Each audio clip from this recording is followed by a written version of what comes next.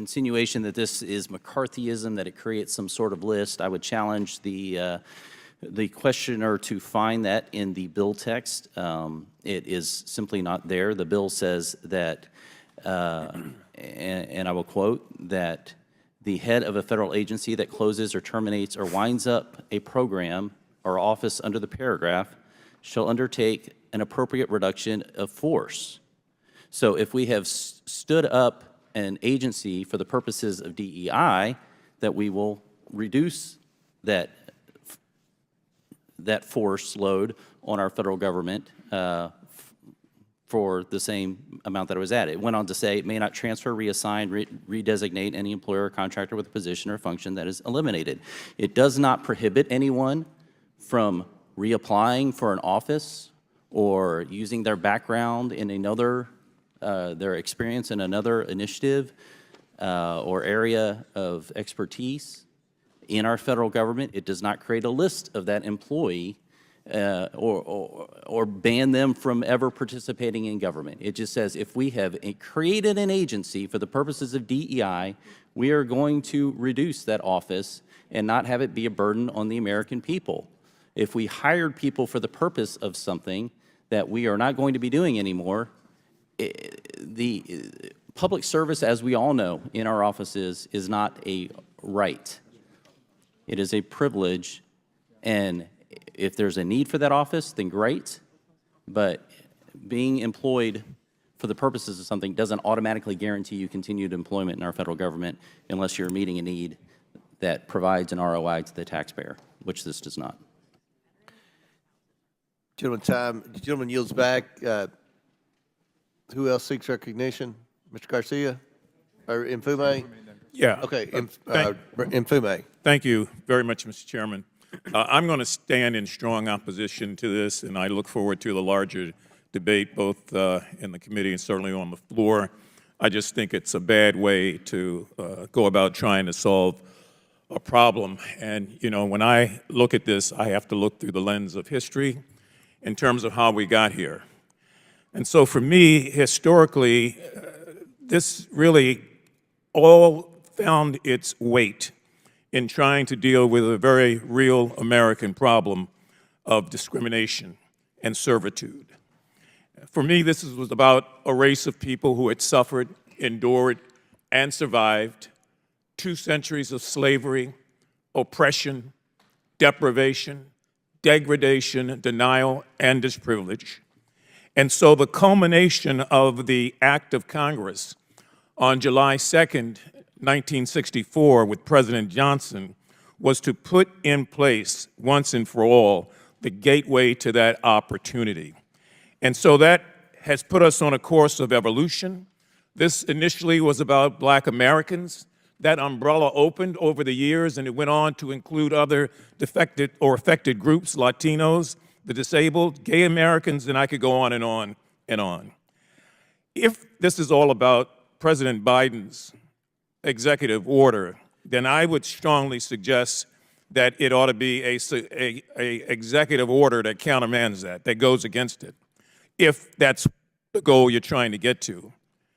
However, stepping and wading into this as the Congress to now amend that 1964 Civil Rights Act sends the wrong message, whether intended or not, to most affected groups, and I can tell you it definitely sends the wrong message to Black people in this country. I don't think that this is going to cure a situation that, quite frankly, has yet to be proven to me that it exists. And so if we follow the mandates of Project 2025, and if we are reducing force, threatening federal employees by changing Schedule F requirements, doing other things that put us on a slippery slope, I don't want to be a part of that. I really don't. And so I will fight this, and I will ask other members of this committee to fight it. Let the incoming administration do what it wants to do on this, but don't pull the United States Congress in to amending the 1964 Civil Rights Act in a way where all of these communities are going to be severely affected down the road. I just think it's bad policy.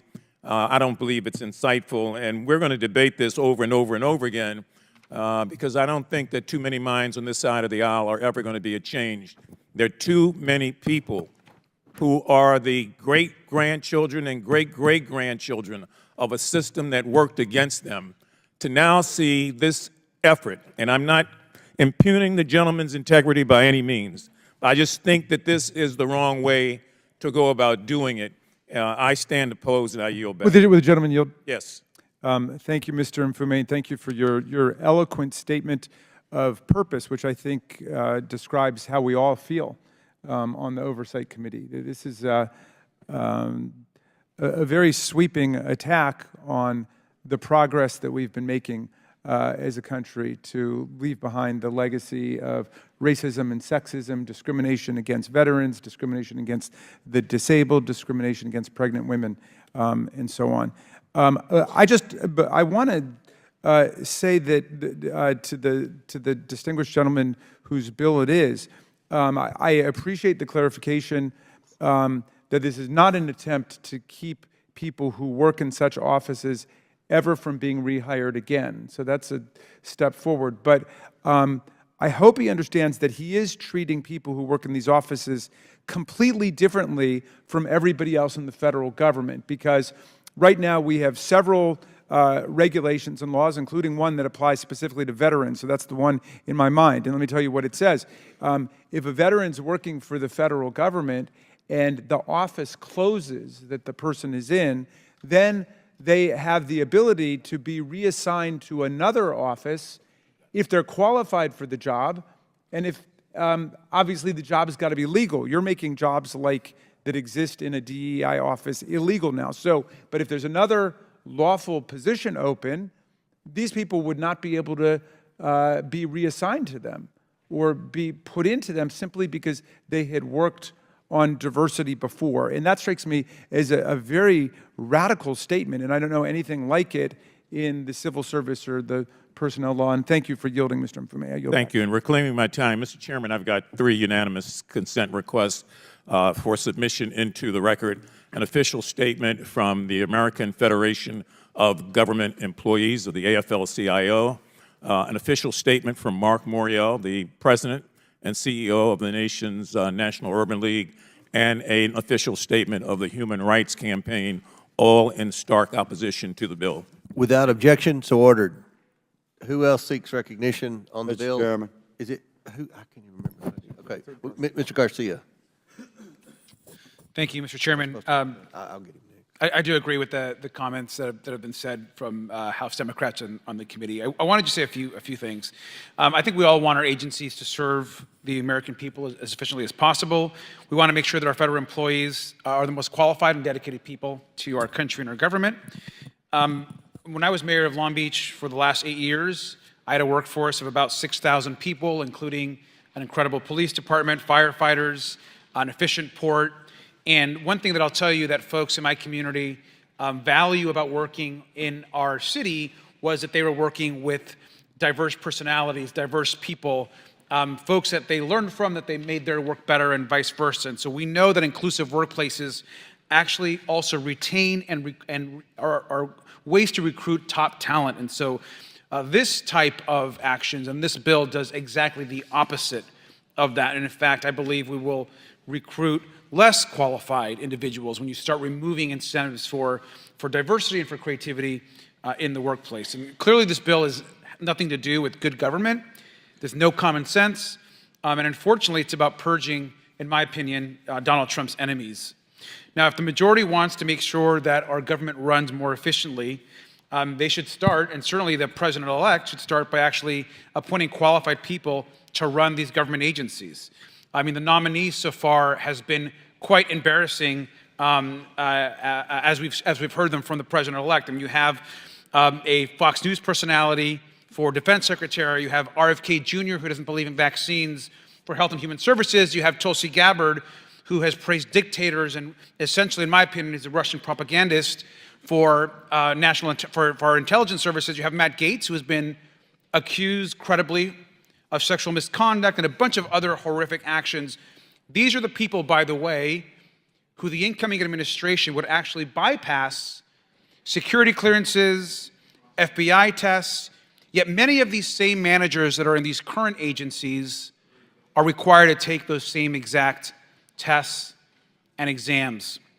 And so I think this is incredibly hypocritical when there are same members of this committee who are praising those agency heads that are going to be coming in who have had little scrutiny, and yet they want to remove important programs around diversity, around supporting all people, around uplifting equality within our government. So I strongly oppose this bill.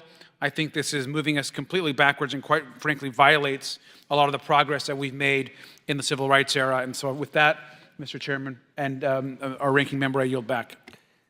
Chair now recognizes Mr. Higgins from Louisiana. Thank you, Mr. Chairman. To my colleagues on both sides of the aisle, I'm an original co-sponsor of this bill, and I've noted some of the comments here, and I believe we should take a step back and ask ourselves, you know, what do we seek in our republic regarding individual rights, liberties, and freedoms? And do you believe in those core tenets of our republic or not? We have an opportunity before us with this bill to push back against it. The ranking member mentioned a sweeping attack. Yes, this is what we have suffered.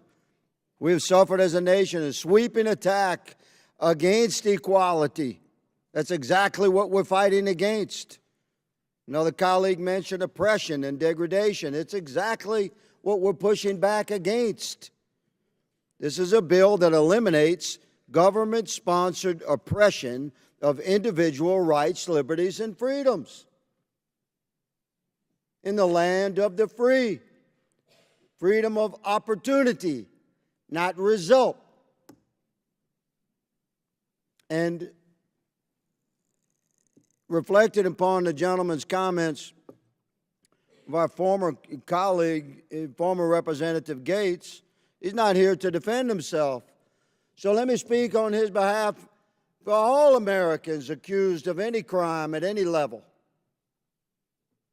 I refer you again to our Constitution. Every American has the right to be recognized as innocent until proven guilty. Representative Gates has certainly demonstrated that he is a brilliant litigator. He's represented the interests of his district, and his own principles will sometimes vary from mine. He and I have very different opinions about some things. He's a highly qualified and brilliant man. And to attack him with accusations by name in this committee is wrong. The man's not here to defend himself. So I support the bill, Mr. Chairman.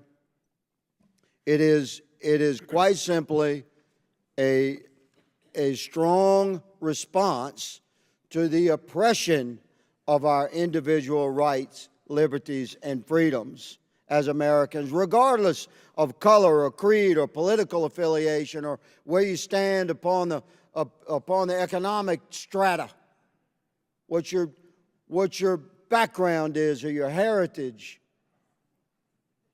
All of us should be counted as Americans equal as we move forward through the course of our life on our journey, and we should not face obstructions that are baked into our government bureaucracies that exclude citizens strictly based upon their color, their heritage, their creed. This removes those oppressions. Mr. Chairman, I yield to you, good sir, to balance of my time. Yes, sir. Yield to the gentleman from Texas. Yeah, first of all, I want to thank you, Mr. Nfume, for for realizing we can have different views with the same goal and have altruistic motives on both sides. I just want to thank you. I appreciate that. Our founding documents talked about having a nation where we recognize that all people were created equal. Martin Luther King talked about that being a promissory note because, as we know, that had not always been the case and has not always been the case in our country. And it took too long and has taken too long for us to get where we need to go. But he also said that we shouldn't use the results of segregation, and I think we could also say discrimination, as the justification for future segregation or discrimination. That's what this bill seeks to do. It seeks to reverse some of the policies that have, instead of looked at merit or qualifications or the like, and institute a policy where you are hired on those things instead of where the first thing we look at is factors about our character, our personality, our skin color, our sex, whatever the case is in qualifications for a job. And I'll just point out, you know, there's many of these examples, but the Air Force's Diversity and Inclusion Resource Book has recommendations for unconscious bias, race-specific learning, cognitive diversity teaming, general diversity and inclusion and belonging, and it includes a book title called White Rage. This is the kind of things that are going. We should not discriminate at all in our government. This bill supports that, if you read the first title. And we just do not want to go down the path where we've spent decades and literally generations moving away from these sort of discriminatory practices. The idea is not to codify these as we continue to move forward and work toward a more perfect union. Thank you. Would you yield? Would you gentlemen yield? My time's up. It's not my time either, but it's up to the chair. Gentlemen. I'd be happy to. Yeah, if you do you want to yield? Yeah, go ahead. Sure. Yes, sir. Would the gentleman agree that what this bill does, in essence, is to come up with a new definition for discrimination? I do not agree. Well, then if we use the old definition, the bill is way out of line, in my opinion. And the notion about government-sponsored oppression, which my colleague from Louisiana talked about, for me, government-sponsored oppression was the Black Codes. For my parents, the Dred Scott decision, the Runaway Slave Act. I mean, that's going hardcore to when the government is actually sponsoring oppression. But if we're talking about doing away with diversification initiatives, this is an axe. This is not a knife. It's not pinpoint. It's an axe, just to do away with everything under this new discrimination, which leaves a lot of people unprotected, a lot of people out of work, government employees and private sector employees to some extent. But most of all, it doesn't solve the problem. It doesn't deal with the real problem of discrimination, racism, and the things that we have come to abhor and say and pledge that we're all against. This is just so broad that I believe that, as I've said before, I'm going to stand in opposition to it. And I can only talk about this from my perspective as a black man living in America. And I'm telling you, it's the wrong thing and the wrong way to do it. And I would strongly suggest, as I said, and I'll yield back, the gentleman who's kind enough, and the chair, I really believe that in this instance, the Congress should not be wading in to amend the Civil Rights Act of 1964 because of an executive order by a president that you may or may not like. That ought to be undone, I think, by another executive order if you're going to do it that way. But to do this, I just can't support. I yield back. Gentleman's time expired. Any other members seek recognition?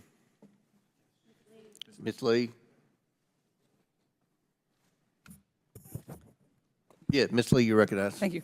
Thank you, Mr. Chair. I'm not in favor of the Dismantle Diversity, Equity, Inclusion Act, or what it maybe would more aptly be called the dismantling any semblance of support or opportunity for certain American acts. We know who those Americans are, Americans who have not enjoyed centuries of unfair advantages by keeping others enslaved or segregated or disenfranchised or incarcerated or redlined or gerrymandered or excluded by law. Americans who've lived with disabilities or had their relationships criminalized or their gender expression demonized. If we're being honest here, this bill, which will wipe out every diversity, equity, and inclusion program in our federal agencies, plus those who contract with us, plus those who receive grant money, plus our schools, is nothing new.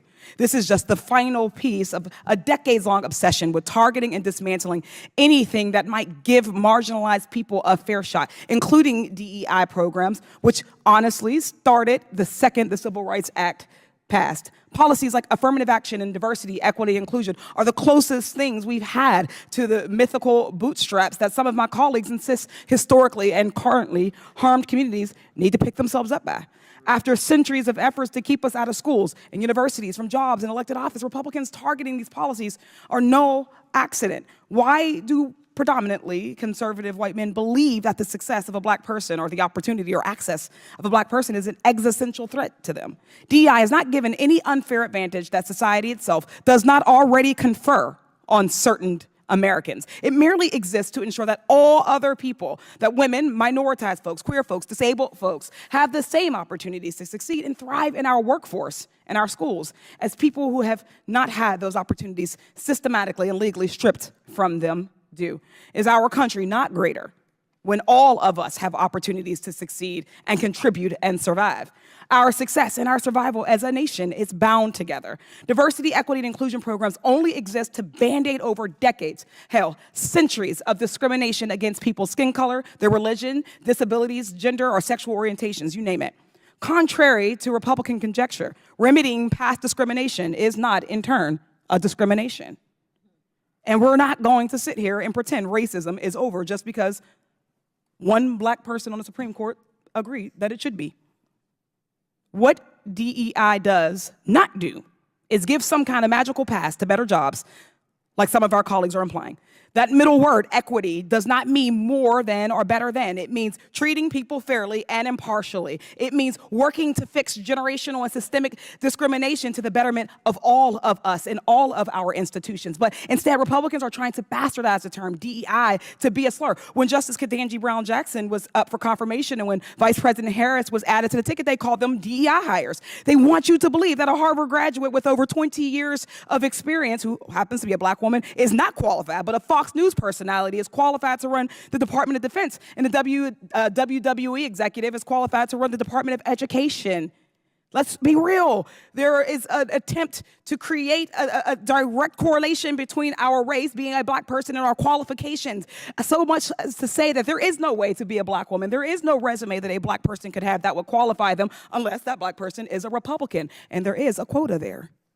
And while all of this has happened at the top level of our government, I can promise you these same things are happening on every single level of government and private sector. But those people don't have a national platform to speak out against discriminatory treatment. Where is a federal worker supposed to turn when another coworker says a racist comment to them in the break room? Where is the same-sex couple who is denied housing supposed to, because of their relationship, supposed to turn? Where is a pregnant woman who was fired for being pregnant supposed to go? Often the only place that they have to give them recourse are the diversity, equity, and inclusion programs. These folks just want to do their jobs, serving the American people in an environment that feels safe and supports them. Making work a better, safer environment for some does not mean it automatically is worse for others. And those complaining about DEI training are probably the ones who need it the most. My Republican colleagues have got to stop punching down on already marginalized communities and face their own fears of a level playing field privately. It's shameful. I yield back. Gentlelady yields back. Any other members seek recognition? Mr. Burleson from Missouri. Thank you, Mr. Chairman.